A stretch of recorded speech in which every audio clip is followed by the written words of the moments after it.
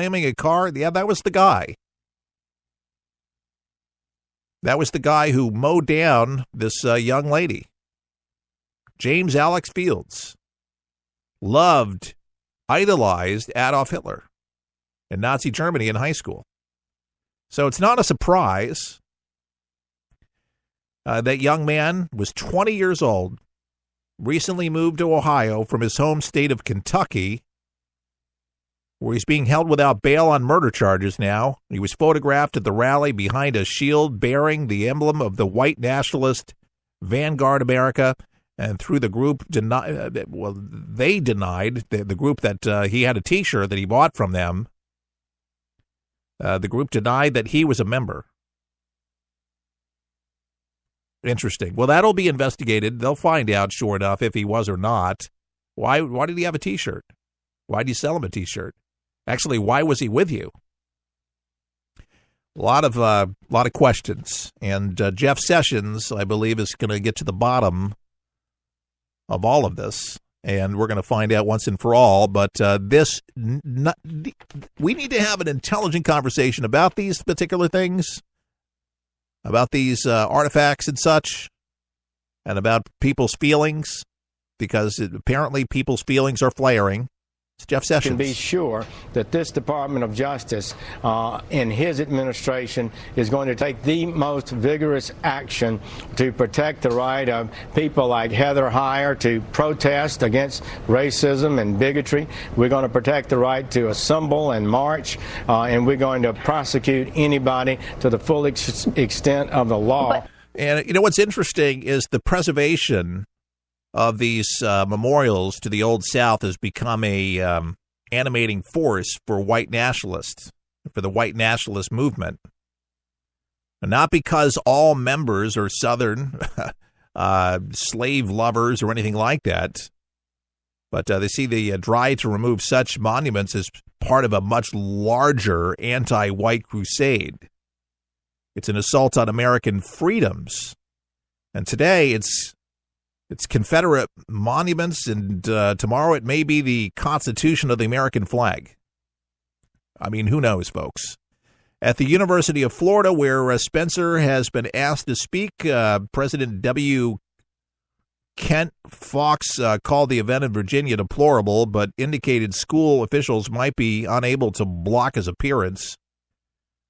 While the speaker's views do not align with our values as an institution, we must follow the law upholding the First Amendment to not discriminate based on content and provide access to a public space. Fuchs said that in a message on the university Facebook page. Folks, freedom of speech. There's people that hold these beliefs, and there's hundreds of white nationalists and white thousands of them, Ku Klux Klan members. These hundreds there that were in Charlottesville.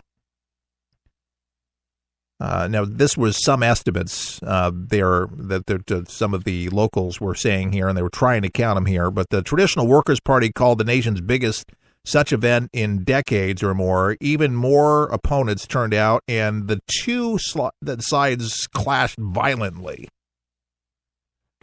And people need to hear that. Two sides. It wasn't just one-sided, it was two-sided. And it's a government breakdown. This should have never, ever happened in the first place, but it did. And it should not happen again. And there's, when these things happen, local law enforcement officials, when there's events, if there's a speaker coming out, it's like the University of South Florida in Gainesville coming up in September. They're going to have ample security and be ready for it, because, man, people's tempers are flaring. People are upset. And they're on a crusade. And I think there are a lot of people that mean well. I think they mean well. Some. On the left, they do. The other ones are just totally out of their gourd. Out of their mind. And I will say this again and again. By taking down these statues or removing the Confederate flag and burning every last one of them, doesn't doesn't hide the very fact of history that it did happen. As bloody and as terrible and unfortunate as what it was. Folks, it happened, and it is your American history. It is my American history, and folks, we are living in America and making history even today.